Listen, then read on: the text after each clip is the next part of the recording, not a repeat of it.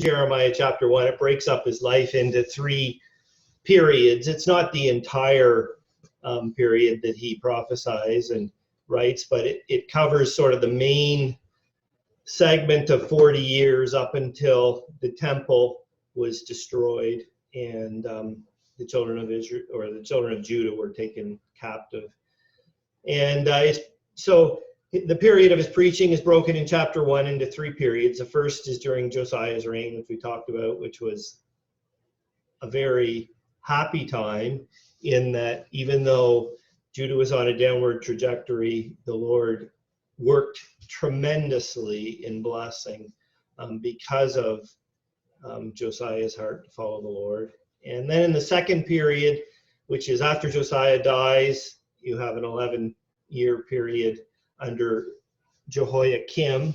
And it's a sad period because that's when the judgment of God was going to fall on Judah. And we see the captivities happen during that time in two segments. One is during when Daniel's taken captive 3 or 4 years into that period, and then later when both Ezekiel is taken captive and it wouldn't be Esther herself, but her parents were taken captive. And just the lessons from that. Last time we talked about the need for submission, and I have appreciated in looking into this topic myself, just to realize how applicable it is as we watch things around us fall apart, for lack of a better word, as we get closer to the Lord's presence or to his coming, and see so much sadness, and also to recognize our own weakness, because ultimately this is God's dealing with his people before he takes them into captivity. And so I'm going to the third period today, which is during Zedekiah's life, which is an 11-year period, and it's the saddest period. I shouldn't say it has the least hope. I don't know if saddest is right. The second one is when those who really feared the Lord were taken into captivity. The final is when Zedekiah, who was considered a bad fig, and I'll turn to that in a second, was taken into captivity. So what I want to do is go through it quickly, just sort of chapter by chapter, a high-level overview, share some of the things that I enjoyed as I went through it. So what I'd like to do is go back to the end of Chronicles, which is one of the chapters that I mentioned for reading. It's 2 Chronicles Chapter 36, and it gives an overview of this period and touches on the key points that are covered. So if we go to 2 Chronicles 36 and verse 11, I'll start there and just read through and this overview, and then we'll move on from there. So 2 Chronicles 36:11, it says, Zedekiah was 21 years old when he began to reign, and he reigned 11 years in Jerusalem. And he did that which was evil in the sight of the Lord his God, and humbled not himself before Jeremiah the prophet, speaking from the mouth of the Lord. And he also rebelled against King Nebuchadnezzar, who had made him to swear by God.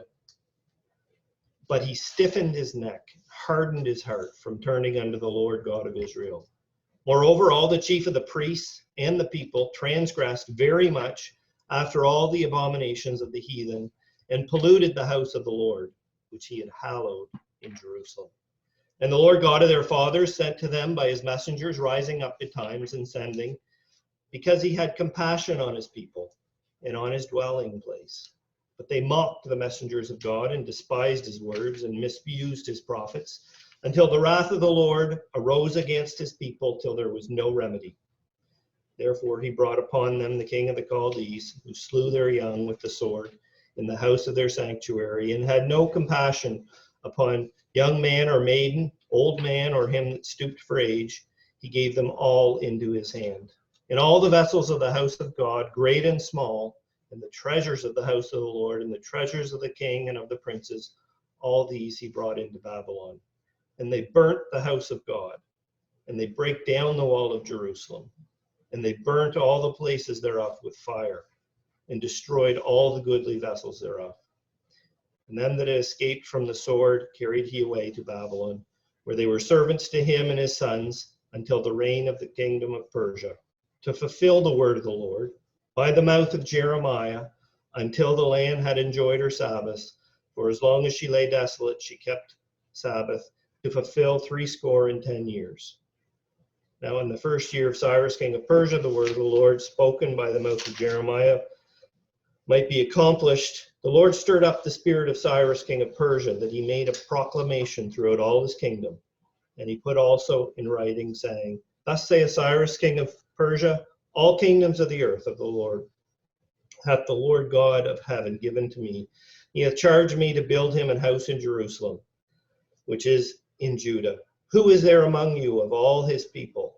The Lord his God be with him, and let him go up. I'll just stop there. So this gives an overview of Zedekiah's life. It's interesting to me. He's 21 here, similar in age to maybe some of you who are on. And he reigns for 11 years. And there's a few things specifically mentioned here that I just want to highlight. It says that he didn't humble himself before God. The interesting thing about Zedekiah is he seemed to want to hear what God was saying. And over and over in Jeremiah, he asked Jeremiah, what's the Lord saying? What's the Lord saying? And he listens, but he doesn't have the faith to obey it. And he's referred to, and I'll turn to this in a minute, he's referred to as the bad figs, meaning that there wasn't that reality in him in the way there was of the captives earlier. It actually uses the word here in verse 13. He rebelled against King Nebuchadnezzar. It's interesting to me as we consider that word. He uses that word actually repeatedly with respect to Zedekiah, rebellion. It's not a word that you read a lot of in the Word of God, at least not that I'm aware of, but it mentions it here. It mentions it in Kings, where it covers the same passage. It mentions it in Jeremiah. So there was, and his rebellion wasn't so much directly against the Lord. Here it says that it was against King Nebuchadnezzar, who is the instrument of the Lord. And I know in my own life, particularly with this pandemic that's going on, it's easy for me to be frustrated against the instruments of the Lord in terms of who's making the decisions around in terms of lockdowns and that type of thing. And that's a humbling and a searching thing to me as I consider this passage, realizing that God is allowing all of the things around us for a reason. So it mentions that about Zedekiah and that he rebelled, and it talks about polluting God's house. And what's interesting in Chronicles here is it hones in very, very closely on the fact that God's house was being defiled. And I'm going to read a passage just with regard to that a little bit later. So this it talks about Jerusalem being taken, burned, the wall broken down, and that final stage. And it really seems to affect the heart of God to see this happen. It's interesting, in the end of Chronicles here, he specifically makes the call for those who are willing to come back and build the wall. So it's almost like the Lord didn't want to do this, but he had no choice because of the failure in Israel. So this gives us a little bit of an overview of Zedekiah's life. I'd like to turn over to the verses that we had read previously in Jeremiah 24, where it recaps the fact that Zedekiah was the bad figs as opposed to the earlier ones. So Jeremiah 24 in verse 8. And what I see in these passages, by the way, as we consider Zedekiah, is man's responsibility and the failure in it. Last time we talked more about God's sovereignty. Man failed and God stepped in blessing and the preservation of those that feared God in a just incredible way, in terms of sending them away for their protection and their blessing. And you see those blessings. With Zedekiah, it's the complete opposite. He refuses to obey and trust the Lord. And it ends up in destruction. So if we just read the verses in Jeremiah 24, verse 8, it says, And as the evil figs which cannot be eaten, they are so evil, surely thus saith the Lord, so will I give Zedekiah, king of Judah, and his princes, and the residue of Jerusalem that remain in this land, and them that dwell in the land of Egypt, and I will deliver them to be removed into all the kingdoms of the earth for their hurt, and to be a reproach, and a proverb, and a taunt, and a curse, in all the places whither I shall drive them. And I will send the sword and famine and pestilence among them, till they be consumed from off the land that I gave them and to their fathers. So this gives a little recap of the bad figs after the good figs, which is what we had last time we were considering this, and that there wasn't much good there at all, basically, that they were going to be delivered. And it's incredibly sad to me to realize that there was, in man's responsibility, there was no hope.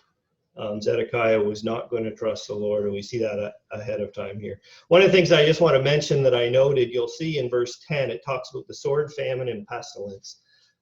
Bill Prost, at the beginning of the pandemic a year ago, had a meeting on why the Lord allows pestilences or plagues, and it being for the Lord's people. And one of the things I noted is those three words are combined 24 times in this final run-up to the destruction of Jerusalem and the temple and the Lord's people. And it strikes home to my heart, because I consider we're in the final run-up to the Lord's coming, and where judgment's coming to this world. And maybe it's a little bit different in that respect, but we should be considering deeply why the Lord is allowing the things around us. If you follow that, one of the first times those three are mentioned is when David sins in numbering the people, and he's to choose one of the three: sword, famine, or pestilence. He chooses pestilence. Here they're going to have all three. And so it's a little snapshot of Zedekiah in this very sad 11 years running up to when Jerusalem and the temple are destroyed. And before we get into the specific chapters, and it's from chapters 32 to 40, I'm going to flip over to Ezekiel. The first, I think it's 33 chapters of Ezekiel, cover this period of Zedekiah's reign. And it's an incredibly sad period in terms of the condition of the Lord's people. And it's almost like it's hidden. You don't see it as much in Jeremiah. You don't see it as much in Kings and Chronicles, although it is there. The first 33 chapters of Ezekiel give it a lot more clearly. And just to give you the context, in Chronicles it talked about the Lord's temple being defiled. And I'd like to go over to Ezekiel chapter, I think it's 8. Yes, Ezekiel 8. And Ezekiel is given a vision, I guess it is, from the Lord about what is happening in Jerusalem in the Lord's house and how horrible it is. And this happens right before the glory leaves the temple, as we mentioned before, where it goes from the inner court to the threshold, from the threshold to the east gate, and then the east of the temple. What's going on is sort of hidden. And sometimes when I know particularly a lot of the evil that's going around us may be hidden both around us and among the Lord's people. And it's probably what's not seen that is most serious. But I just like to read these verses because it really shows how sad things were in Israel at this time. So this is Ezekiel chapter 8 and verse 7.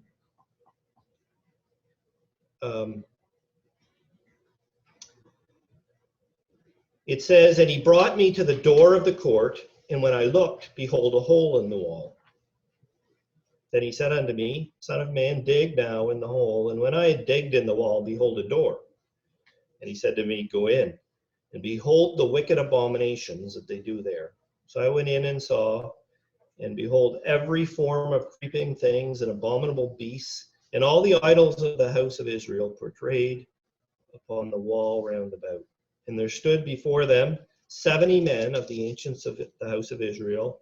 In the midst of them stood Jazaniah, the son of Shaphan, with every man his censer in his hand, and a thick cloud of incense went up.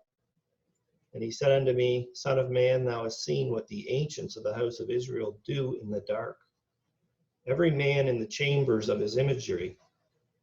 For they say, The Lord seeth us not, the Lord hath forsaken the earth.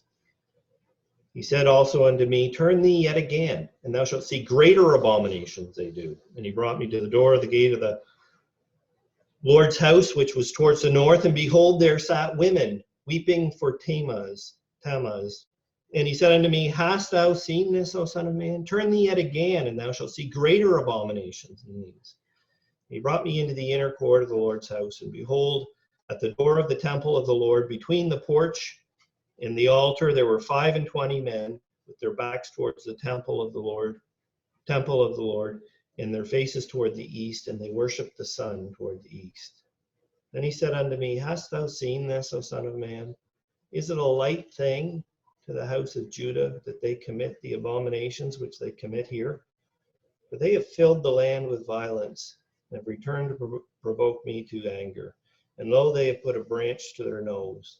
Therefore will I also deal in fury. Mine eye shall not spare, neither will I have pity, though they cry in mine ears with a loud voice, yet will I not hear them. So here we have Ezekiel, and he's given these 3 little views of what's happening in Judah, in God's house, in the Lord's house. In the last one, the first one is they're worshiping these creatures, these animals that were gods. I guess I don't know exactly the detail behind them. The second one, they're offering incense there, and then they see these women weeping for Tammuz, which I guess that's it was a god of those of the land who sort of worshiped the spring fertility.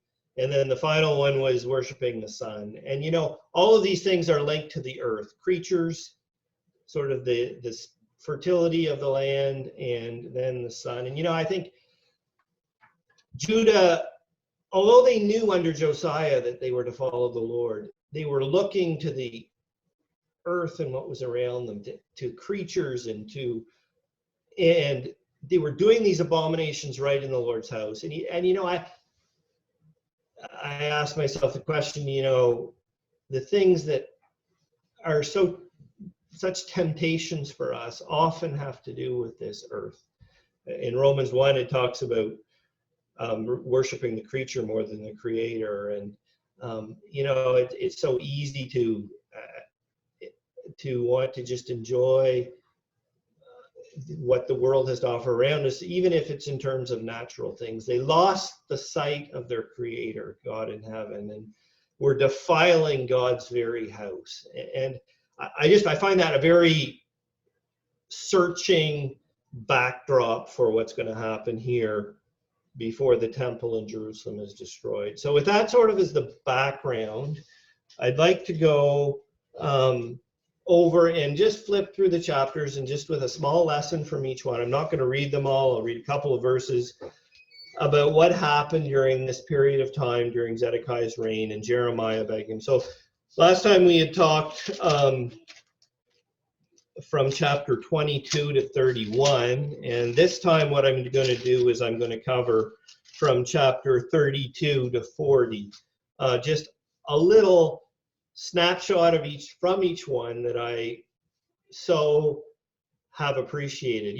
The previous under Jehoiakim, man failed. He was going to be cast out, and God comes in with this wonderful plan to rescue the captives.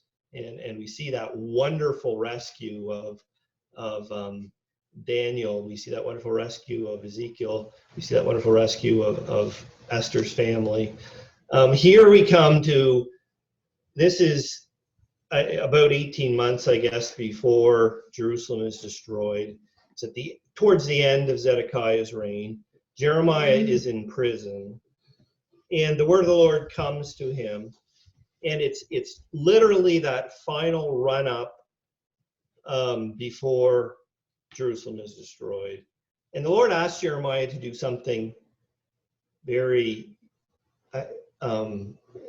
illogical, you might say, and that was to buy a field. So if you go to 32, Jeremiah 32 and verse 7, it says, "Behold, Hanamiel, the son of Shallum, mine uncles, shall come unto thee, saying, Buy thee my field that is in Anathoth, for the right of redemption is thine to buy it." So Hanamiel, mine uncle's son, came to me in the court of the prison according to the word of the Lord, and he said, "Buy my field, I pray thee, that is Anathoth, which is in the country of Benjamin, for the right of inheritance is thine.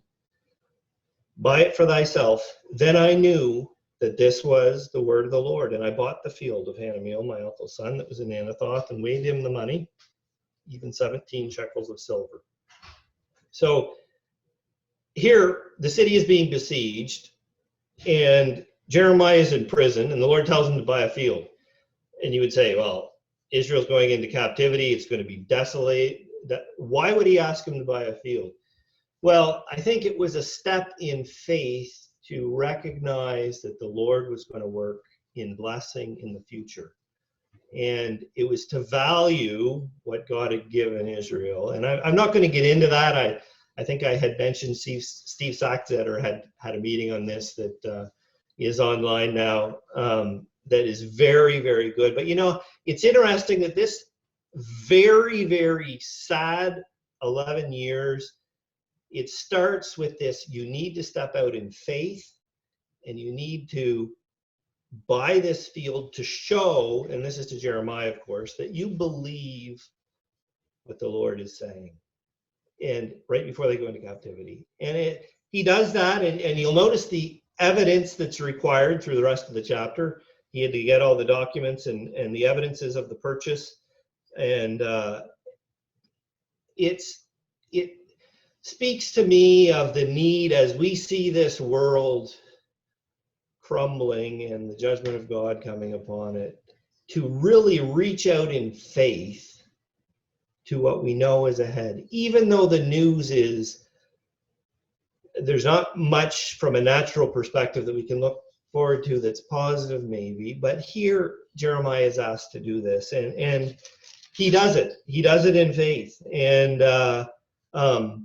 the Lord is going to come in and blessing. And this is the chapter, and we referred to this verse a few weeks ago, or 2 meetings ago, I guess, where it talked about, is there anything too hard for the Lord? Well, that's in this chapter 32 and verse 27. It says, "Behold, I am the Lord God of all flesh. Is there anything too hard for me?" So he was saying, you know, Jeremiah, you buy that field, and I am going to restore Israel back to God in a future day. So even though the news was 100% bleak here, Zedekiah was not going to turn to God. They were under siege, and there was going to be, and it says this 2 times in the chapter, verse 24, sword, famine, and pestilence. And in verse 36, it says sword, famine, and pestilence. Yet at the same time as all of that happening, the Lord was going to, in a future day, come in blessing to Israel. And, you know, the same thing is true of us. We see the Lord's coming so close. We know the judgment is coming to this world, and yet we know that he's going to reign for 1,000 years as King of Kings and Lord of Lords. And we have a hope before us, a heavenly hope that is incredible. This chapter 32 ends with, "For I will cause their captivity to return, saith the Lord." And you see, if you read through the chapter, it's actually a chapter of hope.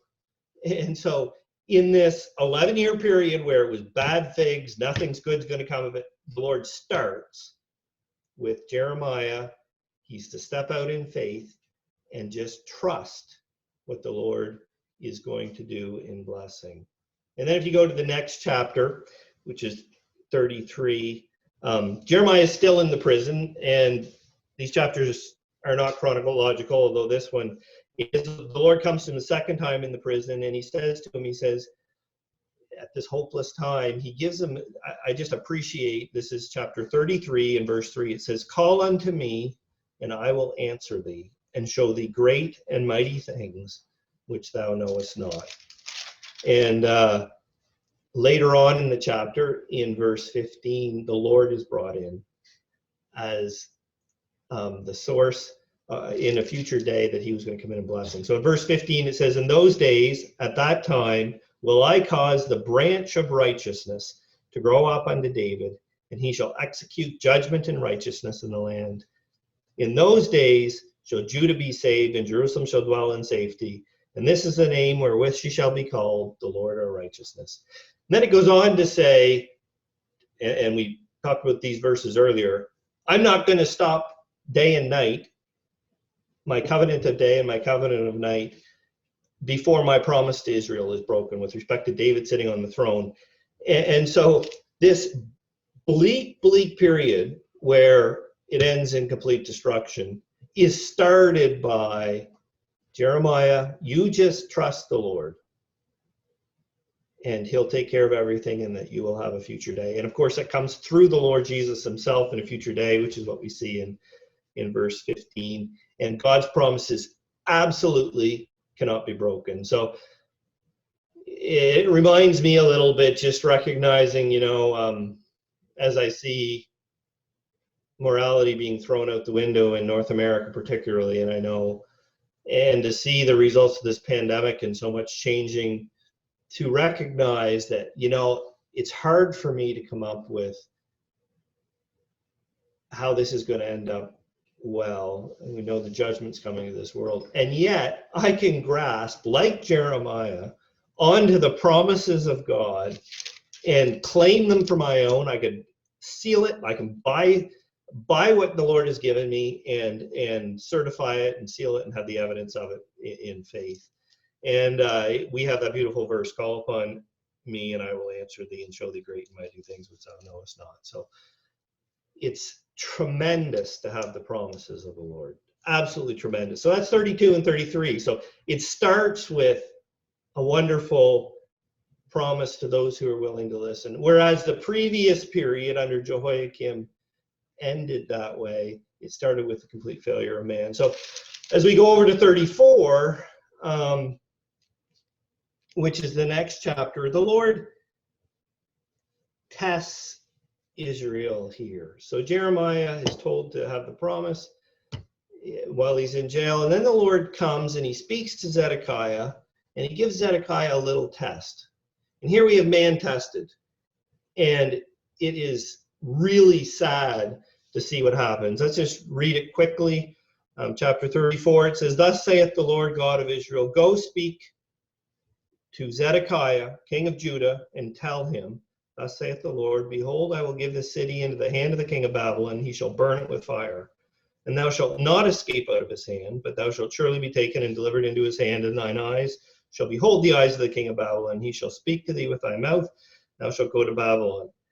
Yet hear the word of the Lord, O Zedekiah, king of Judah. Thus saith the Lord of thee, thou shalt not die by the sword, but thou shalt die in peace. The burnings of thy father and the former kings which were before thee, so they shall burn odors for thee, and they shall lament thee, saying, Ah, Lord, for I have pronounced the word, saith the Lord. And Jeremiah the prophet spake these words unto Zedekiah, king of Judah and Jerusalem. And when the king of Babylon's army fought against Jerusalem and against all the cities of Judah that were left, against Lachish and against Azekah, though these defense cities remained of the cities of Judah. For this is the word that came unto Jeremiah from the Lord, after that he had made King Zedekiah, after that the king Zedekiah had made a covenant with all the people which were at Jerusalem to proclaim liberty unto them, that every man should let his servant, every man his maidservant, being in Hebrew or in Hebrew-esque, go free, and none should serve himself of them, to wit, of the Jew his brother.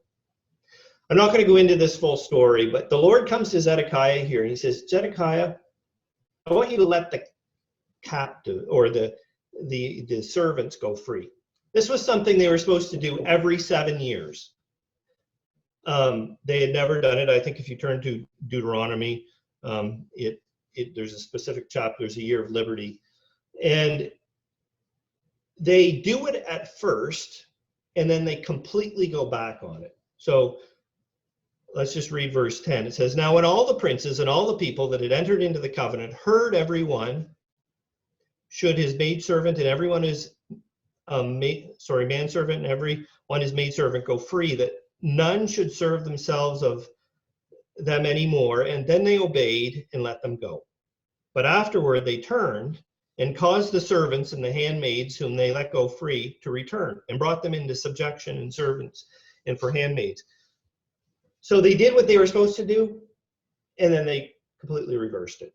And this was when they were being attacked by Babylon. And it's in our own fleshly ability to try and do what the Lord asks. We get our eyes on what's around us and we tend to backtrack. And I see that in the strength of the flesh here. Zedekiah is asked to obey the Lord, and they're supposed to let the slaves go free. And they do it at first, and then they go back on it. And the Lord condemns it later on in the chapter here. Again, in verse 17, he refers to the result being sword, pestilence, and famine again. And I realize, maybe when the Lord allows some of the things around us, we get exercised about it, and then things turn back to normal a little bit, and then we backtrack. And I recognize that in myself, and to me it's a searching thing. Here Judah is tested and they fail. But it doesn't change the promise of God. Zedekiah is given this opportunity and he fails in it. Then if you go over to the next chapter, chapter 35, we're given, and I'm not going to go into this story either, it's just a little snapshot of this group of people called the Rechabites, who weren't even Israelites as such. I think they were descendants of maybe the kindred of Moses. I'd have to double check that again, but they are the opposite of what Judah was. They say they won't drink wine, so they won't be satisfied with earth's natural pleasures. Even though it doesn't seem like that was a direct command, it was just something their father had asked them to do it. In verse 6 it says, "But they said, we will drink no wine, for Jonadab the son of Rechab our father commanded us, saying, ye shall drink no wine, neither ye nor your sons forever." Then later on, they say, we're going to go to Jerusalem because of the Chaldeans. They were seeking the Lord, and they were being obedient. And so there's this little snapshot here of this group of people who didn't mire themselves in the pleasures of earth. They were obedient and they sought the Lord. And to me, it's beautiful that this little window is opened, even though there was nothing good in Judah that could firmly be said. But the Lord shows us this little people who show faith. And to me, that's beautiful. And I'm not going to go into it. Then the next chapter, 36, we go into where everything Jeremiah has said is written down and proclaimed, and they were to hear in their ears. And in the end, the king takes it and it's burned over and over. It's like God is offering mercy to Israel if they repented. That was the message that we talked about it, because it goes all the way back to Josiah, and I had mentioned it during that period. And they burn it, and then we have this curse that said that none of Jehoiakim's seed shall sit on the throne of David, and it just seems like a sad end. So again, here we have this very, very sad period or story of how they rejected the Lord. And then the final chapters leading up to the captivity here, you see a little bit of a turning in Zedekiah's heart, and he calls for Jeremiah, and this is in chapter 37. He says, Jeremiah, will you pray to the Lord for us? And this isn't chronological, but it's almost like he wants to do the right thing, but because he's acting in the flesh, there's no strength to do it. And he asked Jeremiah to pray to the Lord for him. And the interesting thing, it's another test in 37. So the Chaldeans Babylon had come up to attack Israel, and Egypt comes up to help them, and they leave for a little while. And it's just like, oh, the Lord's not going to do this. And they get absolutely angry with Jeremiah, and they throw him in prison. So this is chapter 37, verse 15. It says, therefore the princes were wroth with Jeremiah, and smote him, and put him in prison in the house of Jonathan the scribe, for they had made that the prison, where Jeremiah was entered into the dungeon and into the cabins, and Jeremiah remained there many days. And verse 21 says, then Zedekiah the king commanded that they should commit to Jeremiah into the court of the prison, that they should give him daily a piece of bread out of the baker's street, until all the bread in the city were spent. Thus Jeremiah remained in the court of the prison. So here the Lord tests Zedekiah again. And Zedekiah doesn't have the faith to talk to the Lord himself. He asks Jeremiah to. And the second that circumstances look like they're going to be okay,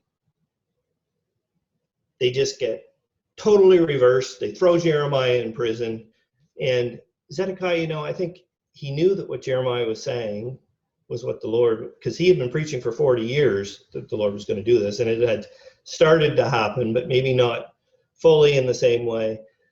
And what's remarkable to me is Jeremiah, who the Lord had promised to help, was given a piece of bread every day until there was none left. In the next chapter, they completely run out of bread. But the Lord was looking after Jeremiah, and Zedekiah was showing his true colors over and over again when he was trying to act, even though he seemed to want to do what was right. So that's chapter 37, and then we go, and we're almost done here, just in terms of going through these chapters. Chapter 38, Jeremiah is, we continue with the story, and they actually run out of bread, and they throw Jeremiah into a pit, and there's no food, and he's basically left to die. And so you ask yourself, well, Jeremiah was promised that the Lord would be with him. Jeremiah was promised that the Lord would deliver him. Here he is, the city's besieged. Jeremiah's thrown in prison. He's thrown into a pit full of mud with no food. How's the Lord going to rescue him? And so again, I'm not going to get into these stories. It's just beautiful to me to see how the Lord works. I'll read a couple verses in chapter 38. Maybe starting at verse 4. It says, therefore the princes said unto the king, we beseech thee, let this man be put to death, for thus he weakeneth the hands of the men of the war that remain in the city, and the hands of all people in speaking such words unto them. For this man seeketh not the welfare of his people, but his hurt. And Zedekiah the king said, behold, he's in your hand, for the king is not he that can do anything against you. And they took Jeremiah and cast him into the dungeon. And Malchiah the son of Hamelech was in the court of the prison. And they let down Jeremiah with cords, but in the dungeon there was no water, but there was mire. So Jeremiah sank in the mire. Well, the Lord comes in and rescues Jeremiah.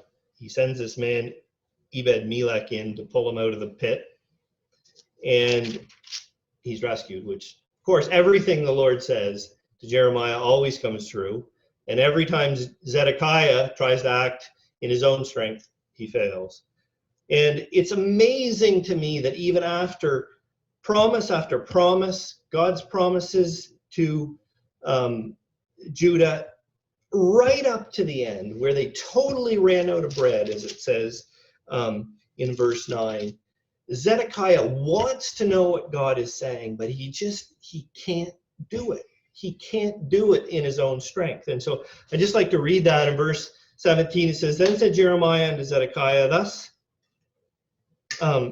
saith the Lord, the God of hosts, the God of Israel, if thou wilt assuredly go forth unto the king of Babylon's princes, then thy soul shall live, and this city shall not be burned with fire, and thou shalt live in thine house.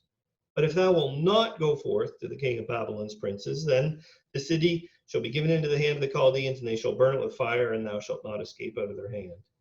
And Zedekiah the king said unto Jeremiah, I am afraid of the Jews that are fallen to the Chaldeans, lest they deliver me into their hand and mock me.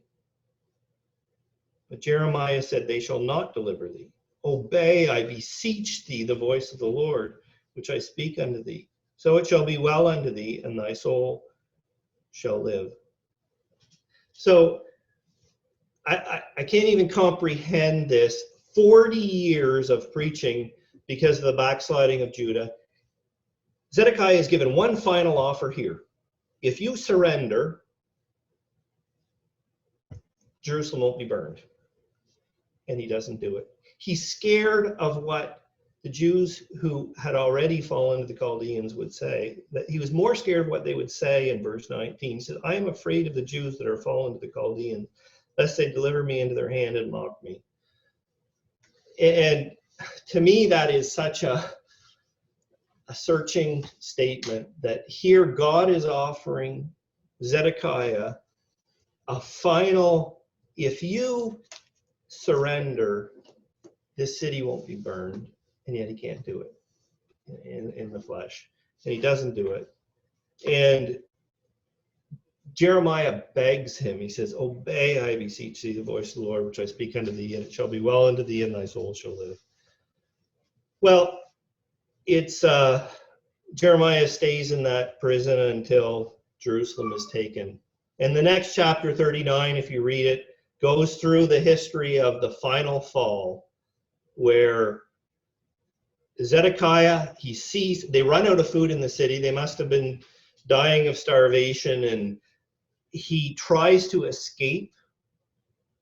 Actually, why don't we read it? This is chapter 39 and verse 4. It says, it came to pass when Zedekiah the king of Judah saw them and all the men of war, then they fled and went forth out of the city by night, by way of the king's garden, by the gate betwixt the two walls, and he went out the way of the plain. But the Chaldeans' armies pursued after them and overtook Zedekiah in the plains of Jericho. When they had taken him, they brought him up to Nebuchadnezzar, king of Babylon, to Riblah in the land of Hamath, where he gave judgment upon him. Then the king of Babylon slew the sons of Zedekiah in Riblah before his eyes, and also the king of Babylon slew all the nobles of Judah. And he put out Zedekiah's eyes. He bound him with chains to carry him to Babylon. All that Zedekiah had to do was surrender and go out himself. And he couldn't do it. He was too scared of what people would say. He was too scared of going against the other princes of Israel. And he tries to sneak away. And exactly what the Lord had said was going to happen, happened. And it makes me realize, the need for faith and trusting the Lord. If I was to recap this entire period in Israel's history, it would go back to chapter 17. I just want to read these verses. Jeremiah 17, and these will be the final verses here. Jeremiah 17, verse 5, it says, thus saith the Lord, cursed be the man that trusteth in man, and that maketh his flesh his arm, whose heart departeth from the Lord. For he shall be like a heath in the desert, and he shall not see when the good cometh, but shall inhabit the parched places of the wilderness, in a salt land, and not be inhabited. That was like Zedekiah. He was trusting in man, and he was trusting in his own strength, and his heart departed from the Lord. And then if you flip that over to the next verse, it's contrasted with Jeremiah, or somebody who trusted the Lord. It says, blessed be the man that trusteth in the Lord, whose hope the Lord is. He shall be like a tree planted by the waters, that spreadeth out her roots by the river, and shall not see when heat cometh, but her leaf shall be green, and shall not be careful in the year of drought, neither cease from yielding fruit. And then that verse we all know so well, the heart is deceitful above all things and desperately wicked. You can know it. This little snapshot of verses just summarizes this whole 11 years of Zedekiah's reign. All he needed to do was surrender and trust the Lord.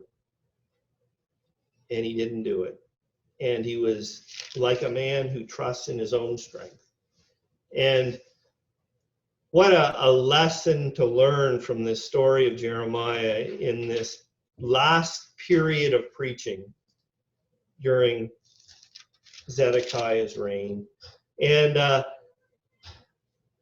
if just to consider, what blessing there is when we trust the Lord, just to step out in faith, just like Jeremiah was asked to buy that plot of land right in the middle of a siege, and he does it, and the Lord promises blessing that his promises could never, ever be broken. And yet when you see what the Lord did with Zedekiah, he tests them with, they were supposed to free the slaves, they can't do it. And or they do it briefly and then they reverse it. And then the Lord gives that little view of the Rechabites in chapter 36, where they trusted the Lord and there was blessing that came to them. You see that rejecting of the message and the burning of the scrolls. And then that testing again, where they asked Jeremiah to pray for them. And the second that the enemy turns away, they go right back to what they were doing before, and they throw Jeremiah in prison. And yet in the next chapter, the Lord gives Jeremiah a final offer, or Zedekiah a final offer. He says, Zedekiah, if you surrender, the city will not be burned, and you can't do it. Well, I know I've covered a lot of ground very quickly here. And there's a tremendous amount to be gleaned in this period of Jeremiah's life with these 11 years during Zedekiah's reign. I'll be honest, of the three periods, this is the one that I found perhaps the hardest to talk about. And the reason is because it seems like there's nothing good that comes out of it all. And yet the Lord gives these little promises to Jeremiah right at the start of it happening in chapter 32 and 33, where he says, just buy what I've given you and it will come back. And where he says the Lord is going to, future day is going to, the branch of righteousness is going to come. And to me, that's tremendous.